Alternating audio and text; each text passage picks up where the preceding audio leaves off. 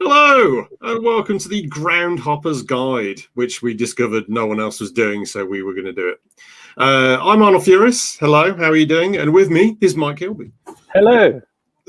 This is the inaugural Groundhoppers Guide, so we're going to give you a little bit of a background as to existing grounds.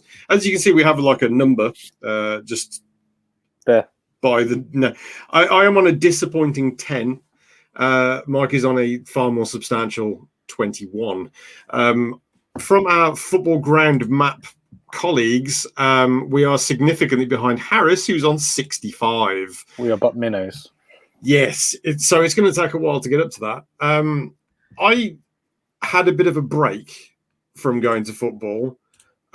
So I used to go to my local team, which was Bromsgrove Rovers, who don't exist anymore. So I kind of went to them in the early 90s when I had no idea how old Mike was there, probably not born. early 90s, depends how early you're going, really. I think 91. Well, I was born in 94, so. Well, there we go. So yeah, I used to go to Bromsgrove quite a lot. Went there in the conference, and they were good. Then they went out of business and got replaced. I've also been to Adams Park, home of Wycombe, where I went to see Rovers play in the FA Trophy in 1993. So that's also before Mike was born. I also went to Anfield in 96 to watch a Euros game, Czech Republic and Italy, in case anyone was interested. And I went to Molineux in 1997. And then had an amazing 13-year break before I took my wife to go and watch Everton at Goodison Park in 2010, which is a goalless draw between Everton and Wigan. And there's a reason why I didn't get to football for 10 years after that. I'd take a break too. Yeah, it was break worthy. So yeah, the others I'm going to talk about because they're literally the ones that I've just been to. So that's how I got to 10. Yeah, and whereas obviously I've got a slightly larger number, I keep on pointing in here because I forget that I'm backwards. Yeah, it's backwards. So I always do that, and I'm like, no, it's there. Yeah, doing the dots. So obviously I've got 21 on mine, which although I literally just realised now that the first game I went to was in 2000, so actually I've only done a ground every year since that. So being 2021. So yeah, I'm a Luton Town fan. I've been going to Luton Town games since 2000. Going to mainly home supporter, to be quite honest. I did a few away games sort of early on, so I did things like Oxford United, did things like Thurrock in the FA Cup, which was I was on TV for that game. Apparently sitting on a bin. Apparently everybody could see me. Maybe that's the thing. Old game stories is a thing for the future.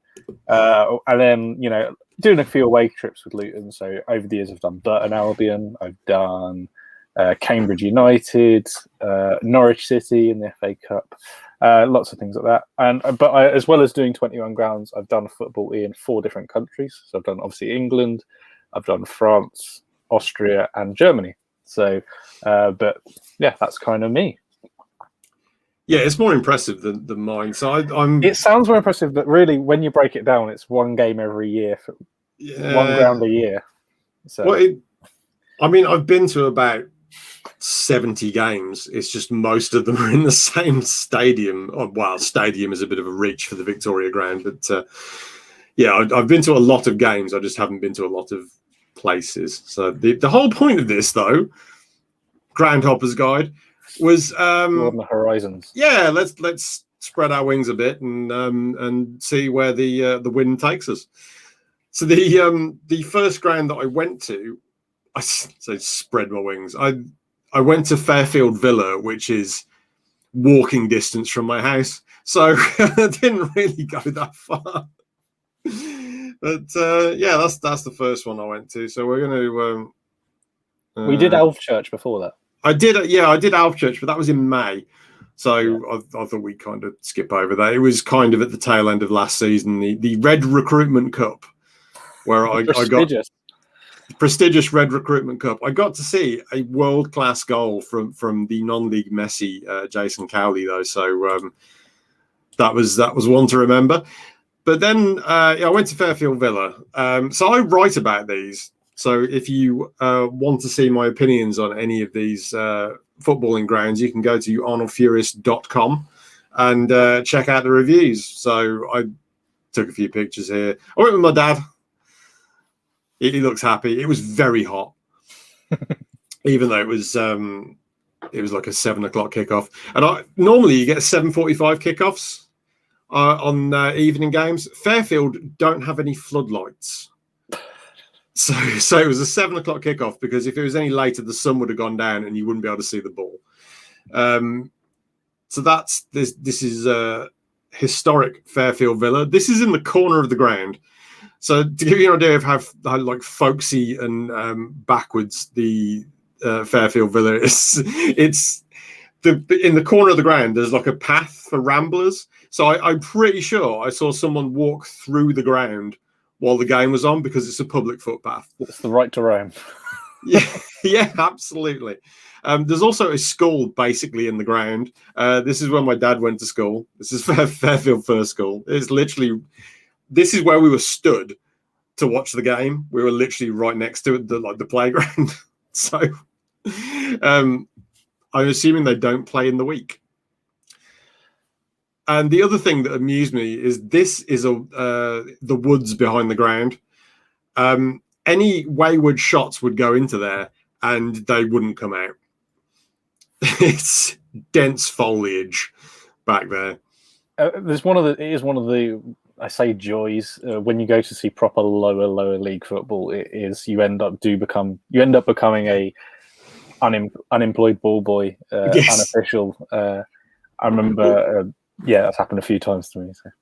I counted the number of supporters there, because there were so few. It's a pre-season friendly at Fairfield. You're not going to get a lot of fans in. So I started counting the fans. And I was like, well, this side's got 2. 4 if you include me and Father. You have to appreciate this fence. It is my favourite fence so far. In pretty football. Wonky, yeah. It's a little bit the worst for wear. So yeah, if the ball went out at this side of the pitch, one of these 2 lads would have to go and retrieve it. But if it went out like up by where we were, I had to go and get it, because Father's in his 80s. Fair enough. So yeah, Fairfield. I just love it. The other thing that amused me about Fairfield is the other end of the ground, which I don't think you can really see it here. It's literally a car park, yeah. It's a car park, but it's like the goal is on a hill. So there's like, you can see where it's raised, and I think that's because the entire pitch slopes that way a little bit, and they wanted to try and level it off. But like when they leveled it off, they actually put too much on. So there's like a dip in front of the goal, and then there's like a little hill that the goalkeeper stands on. And then when you go into the goal, it just completely falls off the back of the pitch. That means that like if you're taking free kicks against that goal, you've actually got more of a goal to hit at that end of the pitch, because you can aim higher. So if you've got a wall in front of it, you've got harder. You're less likely to be able to block it. If it's close in, the wall's actually going to be in the ditch. It's going to be less high. Yeah, that's incredible. So I love that. Like, non-league football is all about this kind of thing. They didn't. They weren't allowed to go into the same changing rooms, because normally they all change in the same place. So because of COVID, they weren't allowed to do that. So they actually got changed like down the other side of the pitch. So that I can't remember who the visiting team. I've completely forgotten. Oh, AFC Solihull. So they got changed like down the way. And the other hysterically non-league. I've got one more hysterically non-league thing that happened. The Solihull team turned up in their home kit, not realizing that the home kit is blue and Fairfield's home kit is blue. So they played the game in Fairfield's away kit. And not knowing who any of the players were, it took me at least half the game to figure out who the home team was, based on the fact. I was trying to look at the crest, and I'm like, okay, so that's Fairfield Villa. And then I saw the other guy's crest. I'm like, that's also Fairfield Villa. So it would have made more sense for Fairfield to play in the away kit. Yeah, they didn't though. And I was also really amused at the visiting team. This is obviously some kind of a kit snafu, but they had 3 different coloured shorts. Oh, that's a crime. Yeah, somewhere in this review, I've got a picture of them. Yeah, there we go. So there's a grey, blue, and black. So this guy here, to the left of the directly in line with the pole, is wearing black shorts. The guy in between the 2 defenders is wearing white shorts, and the guy to the left of the 2 defenders is wearing blue shorts. Bush League stuff, come on. Yeah, I don't know. Well, it is literally a Bush League. But so that was Fairfield. It was fun. I enjoyed it. But it is the joy of non-league, I suppose. Yeah, I really enjoyed it. I don't know if we're going to score these grounds, but like this was a lot of fun. Good fun. I also another joyous thing about Fairfield I liked was the Palmer rip-off badge. Oh yeah, it's a beauty. Then let me pop that up on the screen there. There it is. Yeah, the Palmer rip-off badge is great as well. It's England Palmer with a swan. They've just chucked a swan on it. Fair play. I don't know if you've ever seen Forest Green Rovers' badge that they had before they changed it to what they have now, where they basically just had a Barcelona badge but in black and white with a green, with like a green quadrant. That was a bit. It was a really, but they played with that in like the conference national, so it was like. Did you get to see? Have you seen Worcester Raiders badge? Yes. You'll show that probably in a bit anyway. Yeah, I'm going to show that in a bit. That is also funny. We do love there's a club around here as well. I want to say it's one of the Biggleswade teams because there's about 3. Really? Yeah, Biggleswade has one of them is owned by Guillem Balaguer, the Spanish journalist. Spanish journalist owns one of the Biggleswade teams. It's not that one though. One of the Biggleswade, I think it's Biggleswade. They just literally they stole the Swansea City logo and just put Biggleswade or whatever it was. I think it's Biggleswade. I'm probably slandering a town, but yeah, they've literally just taken the Swansea logo, which is quite funny. God, I love non-league football. Yeah, it's quality. It's so good. There's there's so much scope for infringement around, but. Do you want me to go on to my first one? Let's go. We'll go through.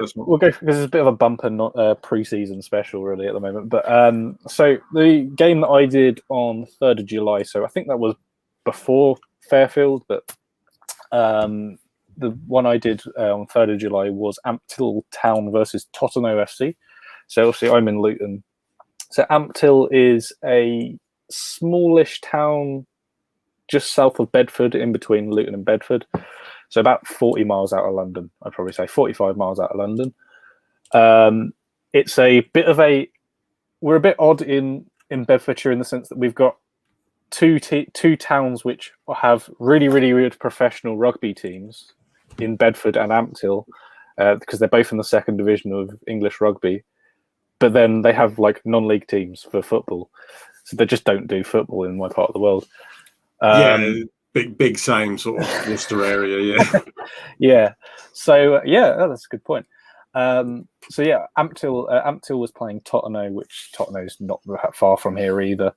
And I'd been to this ground before, about 2002, 2003-ish, I believe. I went for a pub league game, but between the pub called the Biscuit Mill and the Wheat Sheaf. The Wheat Sheaf doesn't exist anymore. The Biscuit Mill.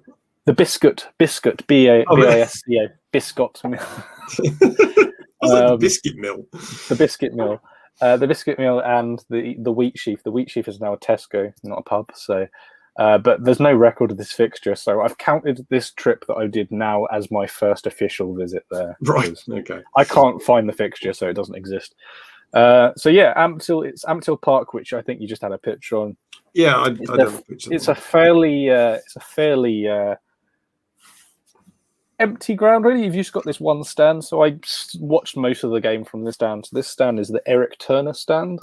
Oh yeah, you can see it in the corner there. Yeah, you can just about see that there. Yeah. See if I can zoom into it. There we go, Eric Turner. Eric Turner. I don't know who he is, but I'm sure he did well to get a stand. You're in his stand. And it had like a nice little clubhouse, which I didn't provide a picture for, but there's a nice little clubhouse. It's in the middle of a giant park, really. Beautiful surroundings. You walk literally 5 minutes up the top of this hill, and you got wonderful view over sort of Bedfordshire and the Chiltern Hills and all that sort of stuff. So that was Ampthill Park, and it was a free entry game. I didn't pay for Fairfield either. I assume it's because of rambling laws. They're not allowed to charge. They normally do charge at Ampthill. There was advertising a game against, who was it? Eastleigh, who are in the Conference National League. Sorry, Eastleigh's they're down in like Southampton way. They're quite a big team sort of for the level. And they was charging for that game, so I think it was literally a case of we've just got a random fixture, we're just getting fitness, come if you want, sort of thing.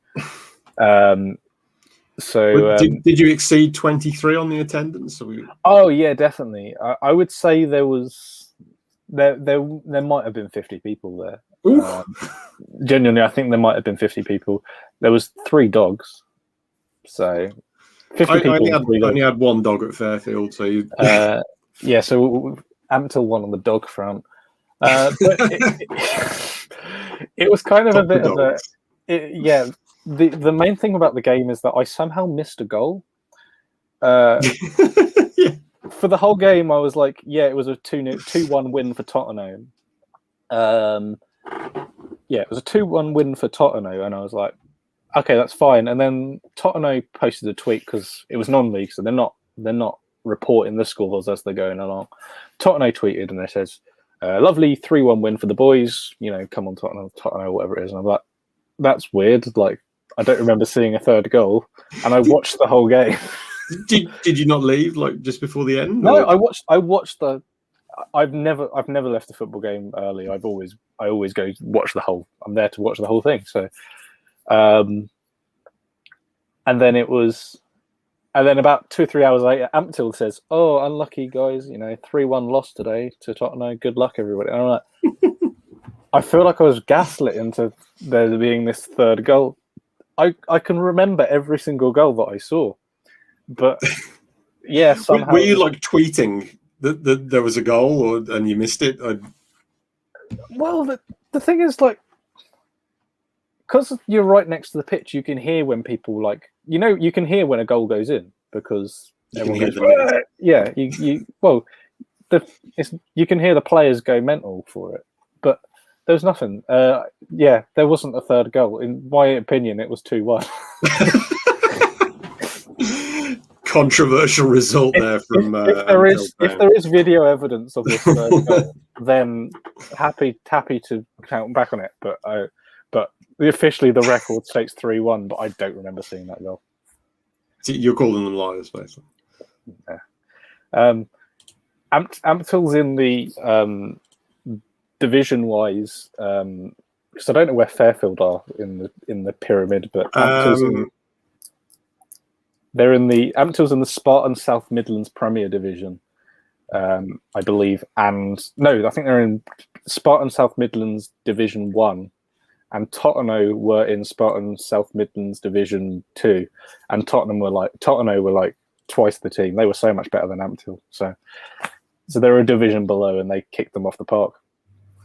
So obviously, I'm now looking at Fairfield to find out what division they're in. They're in the mid 2, so they're in the second division of the Midland League, which is the same division that. Hang on. If it's in the second division of the Midlands League, that's probably the same level as Tottenham. Second division. So they play in the same division as...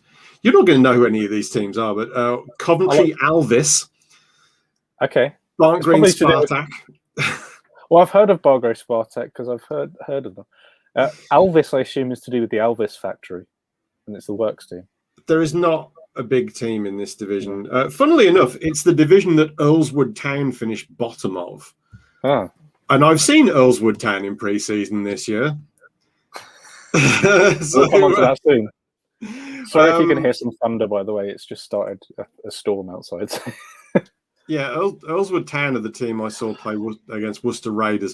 So we will come to that a little bit later on. Before that, I've got Romulus. Romulus. Loved Romulus. Romulus, and they're... You didn't even have to go to Rome for it. Well, wherever he is Rome, surely. That's the... Yeah. So I'm just going to pull up my review so I can see... There we go. So you can see the lovely crest of Romulus. I love that guy. He's like the sad meme man. He is. Oh dear. So yes, Romulus. I didn't realise how many non-league pitches were now AstroTurf.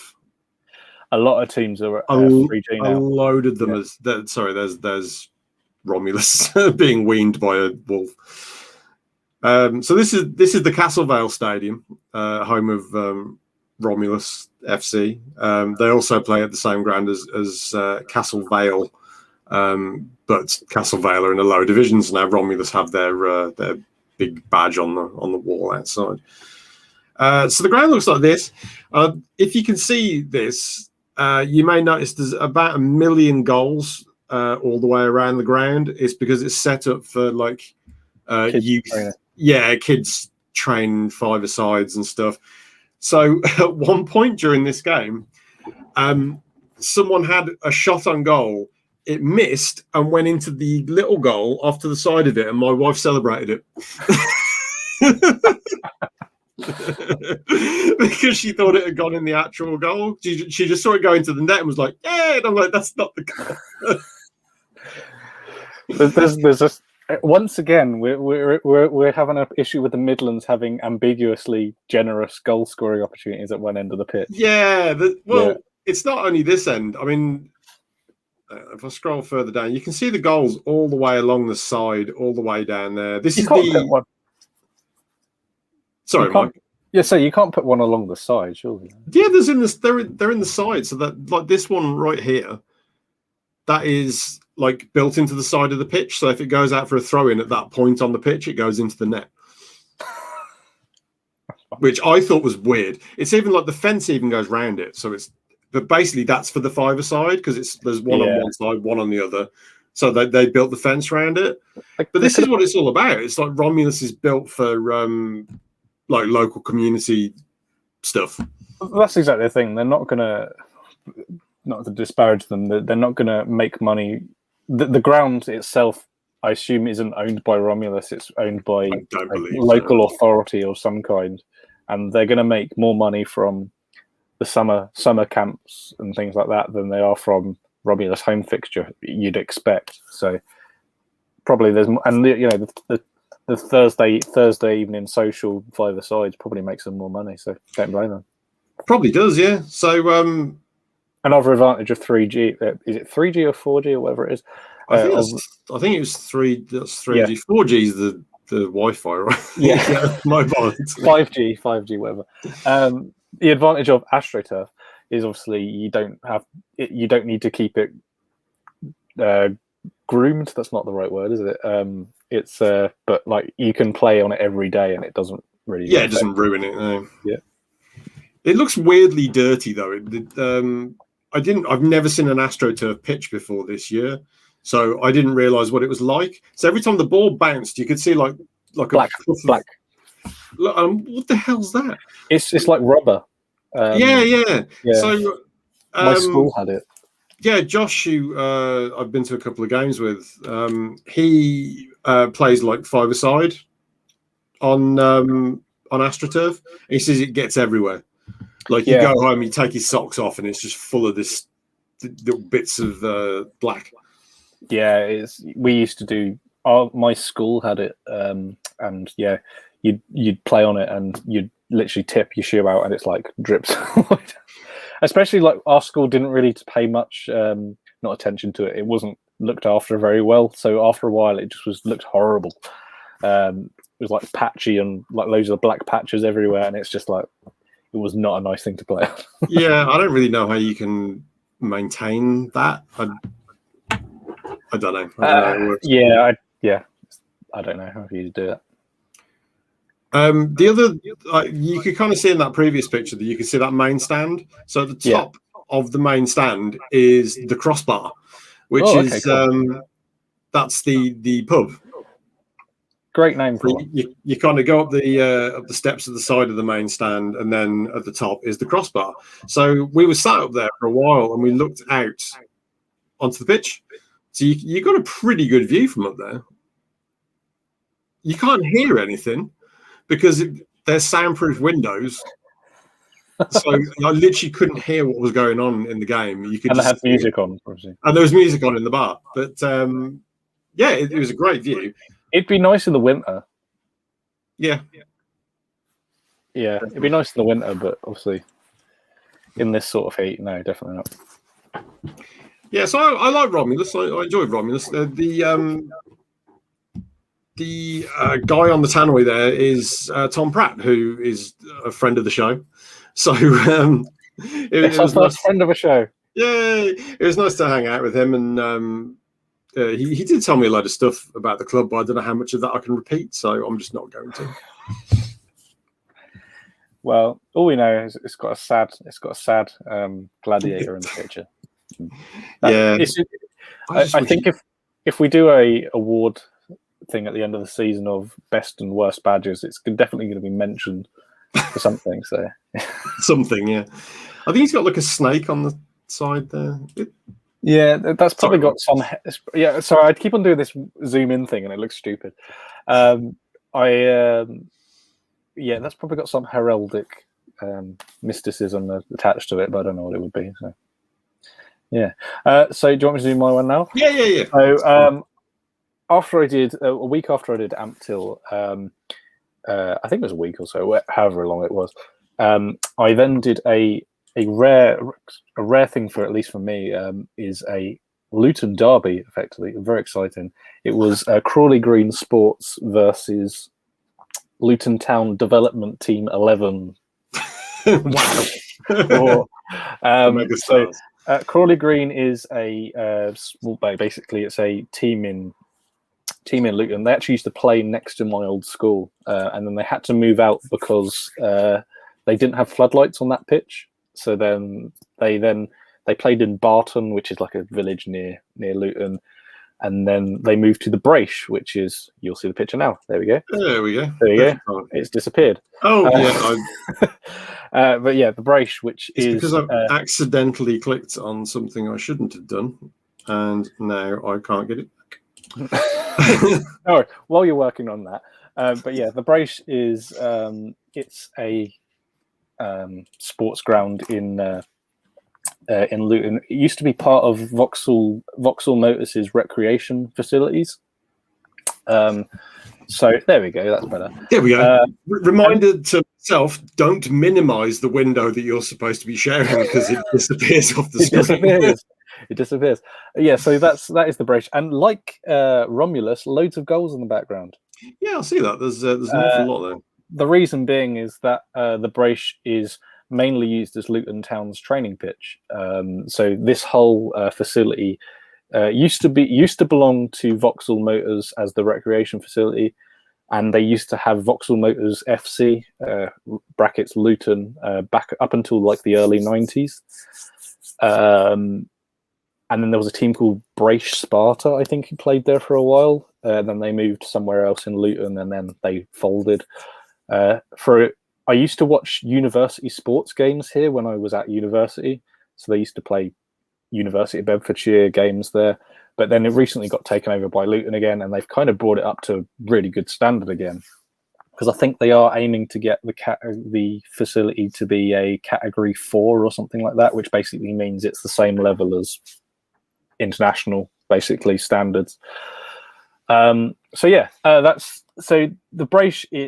It's a pretty, not the most impressive ground, really. It's a training pitch for a football league ground. Were there any stands there, or is that just literally you just stand around the pitch? I should have sent you a picture of that as well. But there was a small stand. You could probably fit about, if you squeezed people on, 50 people in it. But I wouldn't want to be on there for 50 people. not at least in a pandemic, but in general, you know, I sat in it for about 2 minutes and it was like my knees are going to fall off. So there's also like if I say like a cut and cover, like a bus stop sort of shelter on one end of the pitch as well. So there was shelter if you wanted it, but it was mostly just all the way around was just fencing really. There was like a little clubhouse which had snacks and things, which is pretty unremarkable. And unfortunately, halfway, so I was watching the game from one end of the pitch, and then I realised that it was all Luton Town. And they were shooting at the other end, so I walked to the other end.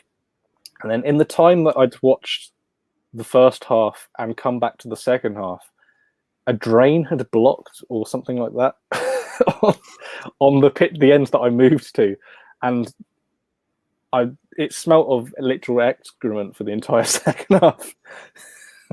It was like a fantastic review of the brooch. It genuinely smelled. It's okay, but it smells like a sewer. It literally did. It was like disgusting. So I was just kind of like, so I had my mask up for the whole match, and I was just like, so yeah, it wasn't the there was no hot food on that game. I think they do it normally, but because it was pre-season, there was like, here, have some crisps. And I haven't counted a fair amount of that in pre-season. In that, do you do food? Well, normally, but it's pre-season, so yeah. No. So we're going to sound like right snobs now, but like no. So yeah, the game was a fairly comprehensive win. I can't remember the exact score. I think I've got it on record here. 3-0 to Luton Town. They were a class above, really. Crawley Green play in the Spartan South Midlands. I think they play in the Premier Division. And Luton Town's reserve squad is a Football League reserve squad. So there's some very good young players in that team who hopefully will progress through into the main squad. But it was one that I just wanted to tick off more than anything else. I wouldn't ever recommend it to say, unless you're a completionist, really. It's one of those ones where it's just really close to you. So yeah, I walked there. I've sort of switched my head into sort of ground hopping mode. There's an element of like, oh, that ground is on the other side of town. They play football there, so I could maybe check that one off at some point. And it was one that was like, I've never been to this pitch to see an actual game, so it was like, why not, sort of thing. Yeah, I wouldn't recommend it unless you're really, really desperate for a game and it's the only thing you can get, and you're in Luton and Luton's not playing. But yeah, it was. If you miss out on those Luton tickets, then get down. Yeah, to go to Crawley Green. It smells a bit funny, but and the train's broken and you can't go to St Albans. That's when I'd say go to the Brooch. But otherwise, you know, hey, they were really nice people there, and say Crawley Green, it's a really nice community club. It produces stacks of talent. You know, people like James Justin at Leicester City and Max Aarons, I think, who's at Norwich City at the moment.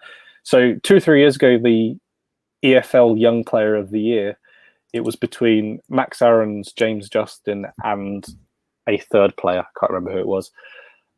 So 2 of the 3 Young Player of the Year nominees had played at Crawley Green. So it's one of these teams which is a bit like Wallsend Boys up near Newcastle. It's one of these like farm teams that really produce quality players. But you know, we don't have those in the Midlands. No, well, don't produce good players. No, I mean, admittedly, they get pinched when they were 7 years old, but I mean, they would have still come. Their first taste of football was through that team. So, okay. So next up, you remember Earlswoodtown? I do remember Earlswoodtown. Earlswoodtown, who as I pointed out, were the absolute worst team in a division that Fairfield Villa, who don't have floodlights, and if you kick the ball too hard, it ends up in the wood. This is the team that's can't wear the same colour shorts. This is the team that's bottom of their division. So Earlswood were the away team, This was Worcester Raiders. Now, Worcester Raiders play at Six Ways, which, if you're a rugby aficionado, you will know is the home of Worcester Warriors, who are quite good. Yeah, good team. So the ground has a capacity of like 12,000. So if you just kind of scroll down to it, there's the ground. Yeah. They are in tier 11. It has to be the best for that sort of level. It has to, it's possibly the best non-league ground outside of like the national, the national. Unless there's anybody in Darlow's grounds now, but I don't know about that. Because it's ridiculously good. It's got video screens and stuff. It's got hospitality boxes. It's got bars in every corner. It's got W-shaped floodlights.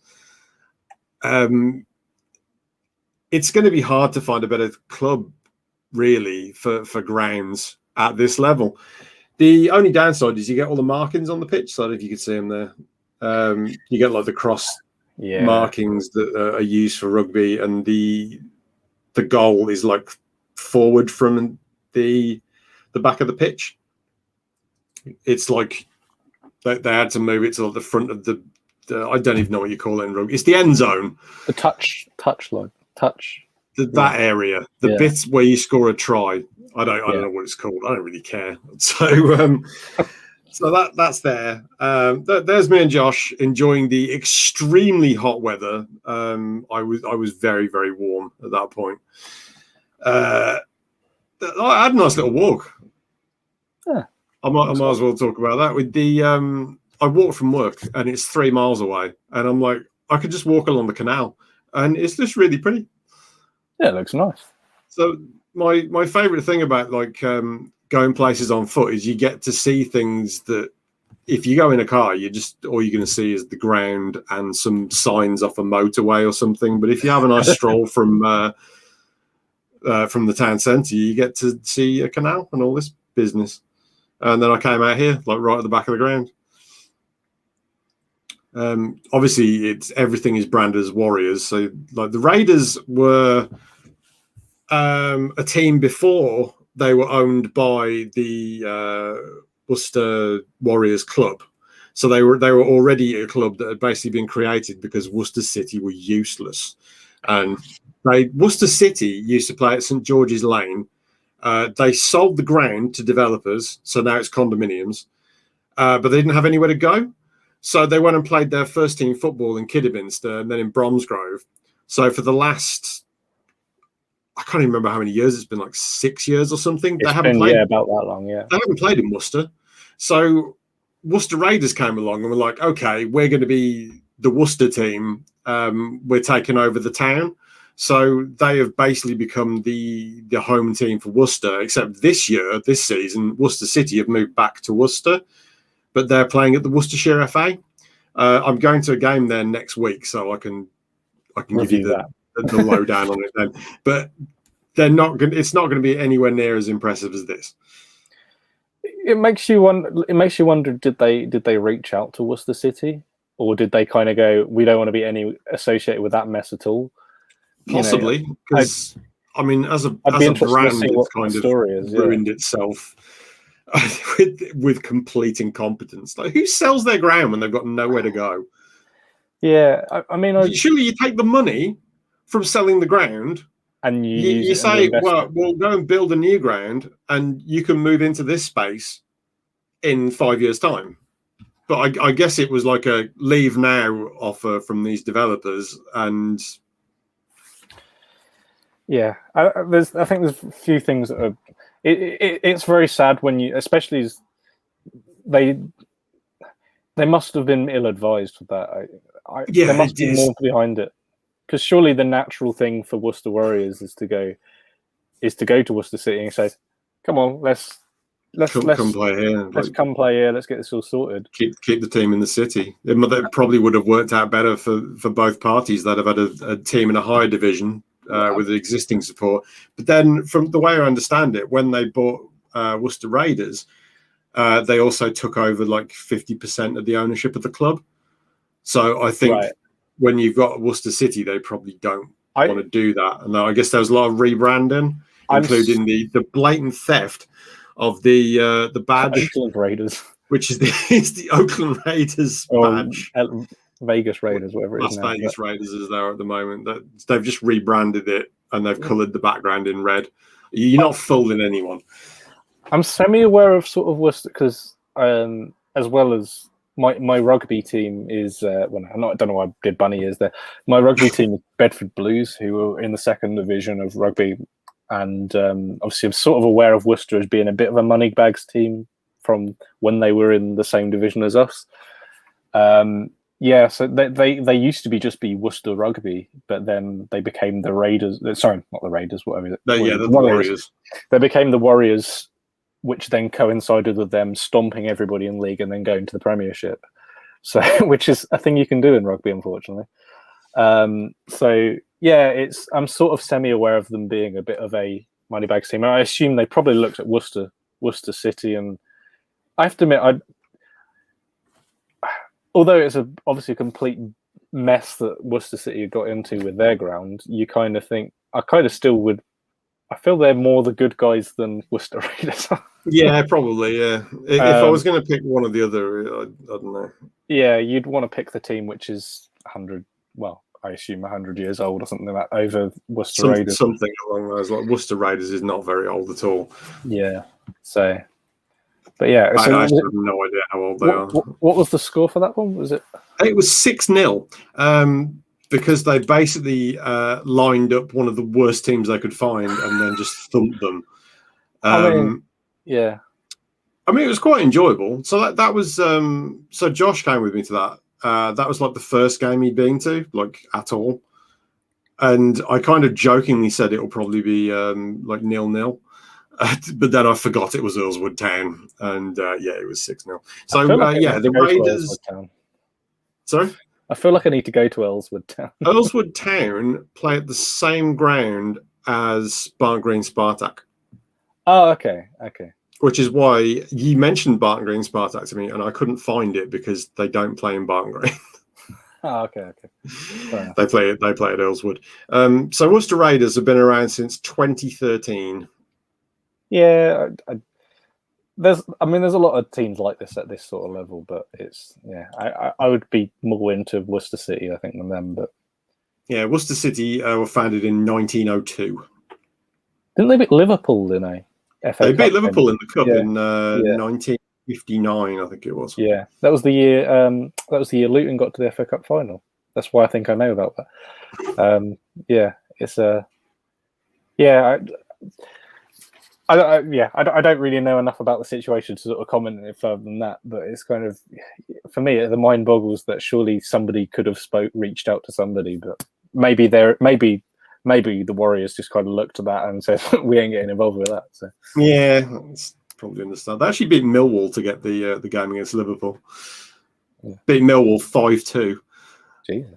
Then beat Liverpool and then lost to Sheffield United in the fourth round. I mean, would Worcester have been a league team around them? I don't know. No. I don't think Worcester actually made it into the league.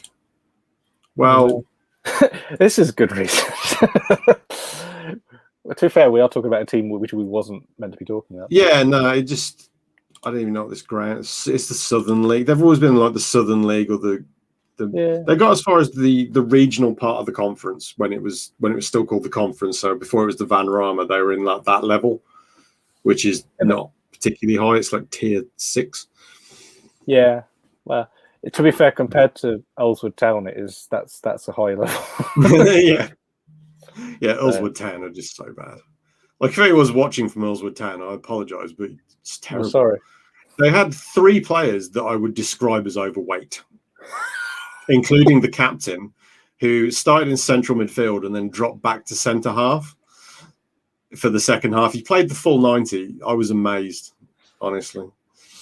I think we need to, the first complaint we get from a club is going to be when we know we've made it on this show. So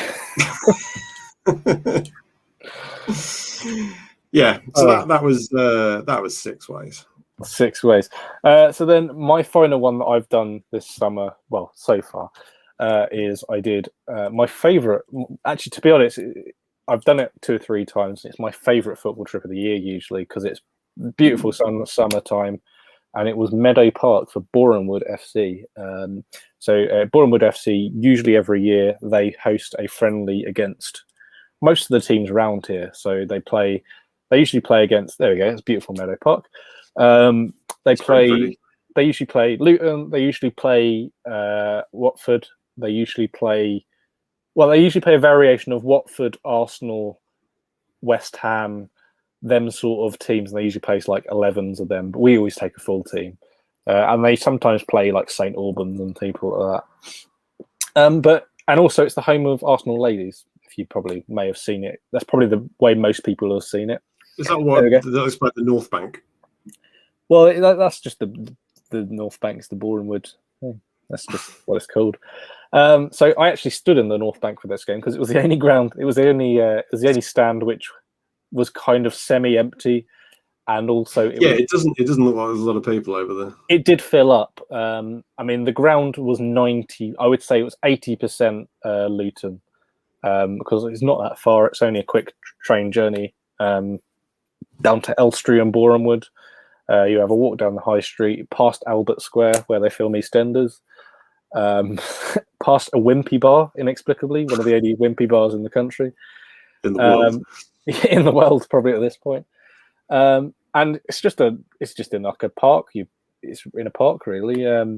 But it's a really nice stadium for the level. It's good enough to play Super League women's football in. So, that's the sort of level. There's the North Bank stand, which is all the terrace. To the left of that, probably just there, you've got another long terrace, a long stand, which has got seats in it. The other side, you've also got a few seats in that. I think that stand there actually has Arsenal branded seats. It's red. It's a red stand rather than the black and white stand. So I don't know if it has Arsenal on it, but it's not red. It's not black and white like the rest of it. Okay. And then behind the camera is just a normal terrace. But if you'd stood in that terrace, you would have ended up like a lobster. To be completely honest with you, it's been very warm recently. Yeah, that was unpleasantly warm.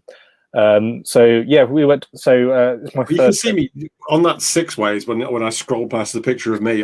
The sweat was pouring off me. It was 30 degrees. At 7:45 at night, and one of the players on the home team had his shirt tucked in. I thought about calling the police. What's that? Yeah. So, anyway, we did. So it wasn't just me who went to this game. I'm going to do one now. A friend of the show, Lewis Welshie, who you probably know, Welshie on Twitter. We both went to this game. His first time at Boreham Wood, his first time at a non-league ground, actually, he said. We went to this game because it's kind of in between Luton and London, so it's a nice, easy one to get to for everybody. It was absolutely roasting. It was at one point I went to get something to eat, and I put my arm on like like when you go to the burger van, sometimes they have like the metal tables. Yeah. I put my arm onto it, and I was like, it was like, so I had like a sear mark on my arm, which was like, it was like I literally put my arm on the grill, sort of thing. So that was very nice. But to go with the game itself, Boreham Wood are in the National League. So they're kind of knocking on the playoffs for the last couple of years. They're a decent team, and it wouldn't surprise me for them to go into the Football League in a couple of years. They've kind of I think they've got a little bit of money behind them. Especially when you consider teams like Sutton United have gone up. Boreham Wood going up wouldn't be a surprise really for me. And Luton took out a very strong team, so they sent. So we had 2 of our Welsh internationals who went to the Euros played. So Tom Lockyer and Joe Morrell, who Joe Morrell played every game of the Euros for Wales. So it was quite exciting for Welshie to see him. But yeah, I think it was a 3-1 win in the end for Luton. The first half, Luton didn't get out of the gates. It was all Boreham Wood.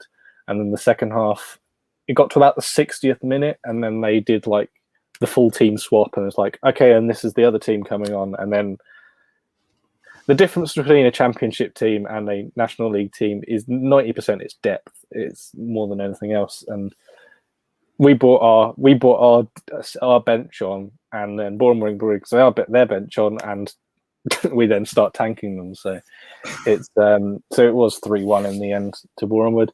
A few highlights from that game. Luton did go 1-0 down to Boreham Wood, and then we scored an equaliser. And just in front, so Boreham Wood is, you know what's coming. Boreham Wood is like paved all the way around the pitch because it's quite a modern ground, so it's tarmacked all the way around the outside of it. And so Luton equalises, and a guy on a mobility scooter, he then drives his mobility scooter in a loop around in front of the Boreham Wood fans, and he just goes like a drive-by wanker sign. And it genuinely was one of the best things I've seen him like at a football game ever. And then we scored the second one, and he did it again. And then he got to the third one, and I was ready to record it. And he did a drive. He didn't do it. He's like he knows when a bit's done, but he doesn't need to carry on. It was funny. Like I cracked. That was more funny than that was like more elation than the goal to see that. So yeah, that was Boreham Wood, and unfortunately, although we had a great time, lovely day in the sun, and then 2 days later, me and Lewis both got pinged. So the last weekend of the world where you had to check into places, we got pinged on it. So actually, today is the first day today being Wednesday, was the first day that we actually ever. I'm allowed out, but I'm staying in to talk about it. So, yeah, that was a bit of fun. But yeah, it was Boreham Wood, great. If you're London based and you do want to rack up a ground, Boreham Wood, I would 100% recommend it. It's a nice trip, really. So friendly people and decent level of football. Cool. Should we talk about we have like a Groundhoppers competition, which I've got the spreadsheet up for. Oh yes. So let me just grab that from over here. So can we map that out? Yeah, that should be fine. So it's early days, but I have stormed into a commanding 1 ground lead. You have. I want to say Liam. Is that how you pronounce it? It's Liam. Yeah, that's his worker's name. I don't know why he does the Y in front of it. We'll have to ask him one day. But so he's from Ipswich. So like he's got a lot of access to sort of those. But he's in London. Oh, is he in London? Okay, he's from Ipswich. Yeah. Lives in London, so he's got access to a lot of like grounds around there. Whereas I'm racking up stuff in the Midlands. And then Lewis and Mike both basically missed a weekend because they would. Yeah, I would be on 4 if it wasn't for being pinged. But yeah, so Lewis is in London as well. He's in London, but he has his family's in Wales, so he's going to go and pick up stuff from Wales. Lucas is in Germany, so his 1 is Schalke because that's the team he supports. Schalke or Fairfield Villa. Earlswoodtown or Schalke, who would win in that game? Yeah, Schalke might have a shot at that, you know. Maybe. Domi is also German. He's bringing up the rear at the moment because he hasn't gone anywhere. And Rogi has literally just wrapped up a game now, I believe. A game at the moment, and I don't actually know where he is because we've been talking instead of like in the Discord. So that's the standings so far.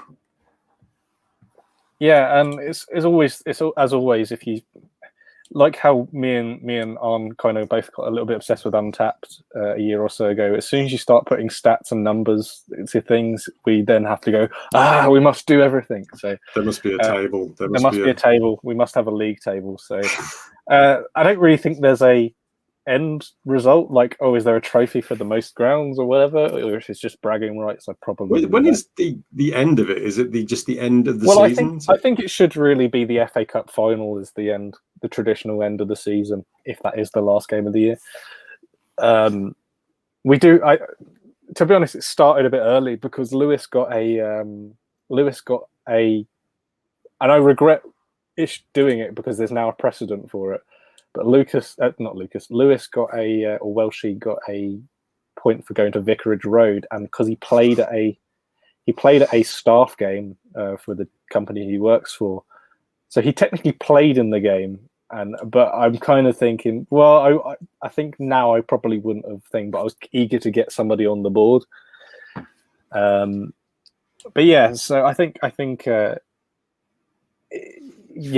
it should be the end of the season. That was in May, wasn't it? So yeah, that was in May. But yeah, that was in May, and I also went to Alfchurch in May. But everything else has been very recent. It's the first year will have an asterisk in it because COVID permitting, obviously. like everything over the last year, there's an asterisk over it. So the long term aim is a possible attempt at the 92, but also just we'll see what happens. Yeah, I mean, I'd like to hit 40 by the end of the season. I think that's a nice target. 50 would be nice, but I think 40 is more likely.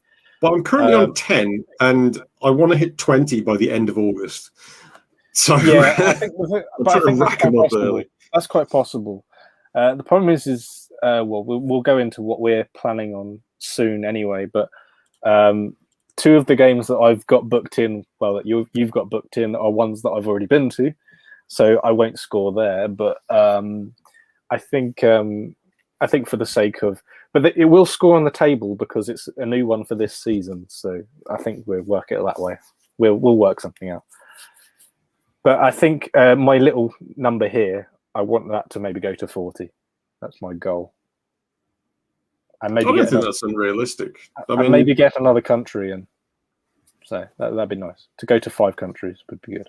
Which is very easy because I could just go to Scotland. Yeah. I think I'm going to, at some point, I will probably rack up Wales just through natural, because I live close to Wales. I'm in like the borders. I've done the bunny ears. But you can't do that against borders. That's like an international diplomacy. Yeah. So I'm kind of in the area that you'd kind of describe as borders. So like they sell Welsh cakes in my local supermarket. So it's like that I'm close. So I'm looking at a couple of grounds that are not that far away, including Shirk, who play in the Welsh League but are not actually in Wales. So I don't even know if that counts as Wales. I would count it as geographically England, so I would count it as England. But even if it's it's in the Welsh League, so there'll be a Welsh League game that I'm looking at doing. And obviously, I want to tick Scotland off. Cardiff City as? Well, Cardiff's got to be Wales because it's in Wales. Yeah, so you'd have to count Shirk as England. England, yeah, that's fair. Yeah. That's fair. Yeah. It's like Berwick Rangers would probably be England, wouldn't it? It'd be like if I saw AS Monaco. I was like, oh, that's my first game in Monaco. Yeah. So we're going to be doing updates like this over the course of the season. I was going to talk about Tamworth, but I haven't actually uploaded my thing, so like I can't show you any pictures from it without messing around. So I'm not going to. But it should be uploaded by the time this is uploaded. Yes, it will be. It will be uploaded way before this is uploaded. So ArnoldFurious.com is the place to go for your review needs for the Groundhoppers guide. So should we maybe go into grounds we're planning on hitting in the next few weeks or so? Yeah, sure. So we have tickets. I'm basically going down to see Mike in like 2 weeks. No, less than 2 weeks. So we're going to go and watch Luton. So Luton are playing Peterborough. So Peterborough's first game back in the Championship. I nearly said the Premiership. That'd be nice. First game back in the Championship, and the first really full capacity game at Kenilworth Road for since 2019. Yeah, for a long time. First full capacity game for Nathan Jones at Kenilworth Road since he wandered off. So that'll be interesting. Back again. But I think he's made up for that. And then the day after that, we do have we've got tickets for Fulham versus Middlesbrough. So we're going to Craven Cottage. Another game, another ground that I've already put into, but I really like Craven Cottage, so I don't mind it. It is a beautiful ground. I did not know how nice it was because it doesn't come across that way on TV, but I've seen like photos from there, and I'm like, oh, it's so glad I'm going. It's a ground that TV, in my opinion, doesn't do justice. So yeah, it looks like a bit of a dump on television, but like it really isn't. Yeah, I would agree with that. So we've got that planned. I'm hoping to get something this weekend because I'm now free. I'm free to do what I want to do. You've got a million games probably. No, so I've got this weekend. This is going to be after this comes out. This weekend, I'm going to be at Coventry City. Their first game back at the Ricoh Arena. They're playing Wolves. Oh, okay. So I'm kind of excited about that because it's like their first one. I believe so. I was talking to Tom about it, and he is a Coventry fan, and he said it's their first game back. So I'm pretty sure it's their first game back at the Ricoh.